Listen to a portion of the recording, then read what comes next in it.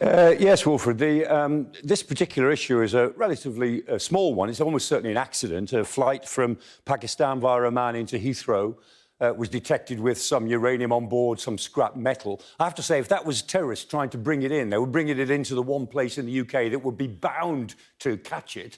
I mean, Heathrow is the one place where uranium will always be detected, so that almost rules it out. The point about uranium is that the Heathrow scanners would immediately pick up any toxic uranium, because uranium, natural uranium, is all around us.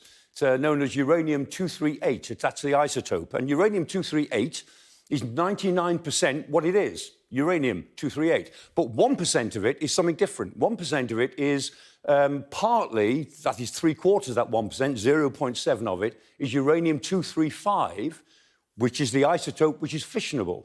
And if you can extract the uranium-235 from it, you can start to do something with it. And this is what it looks like. It gets extracted as uranium oxide, sometimes known as yellow cake, and then it is enriched. So you're trying to enrich the 0.7% in natural uranium to make it 1%, 2%, 5% uranium-235. And when it's 5% uranium-235 or something like that, you can use it as fuel, which would be, in this case, it would be uranium dioxide. And that sort of isotope can be made into fuel pellets and used to power a nuclear reactor. And even uranium used in hospitals is degraded uranium from research reactors or power reactors and so on. So you keep on enriching it, and enrichment is a very complex process. Not many countries can actually do it efficiently. It requires lots and lots of centrifuges spinning away in a great cascade. But if you keep enriching, if you enrich it to, say, 20% uranium-235, then that's good enough for nuclear submarine power, for powering aircraft carriers, for powering icebreakers, any ships, big ships that need lots of power. So at any given time, there are about 200 ships in the world powered by nuclear reactors.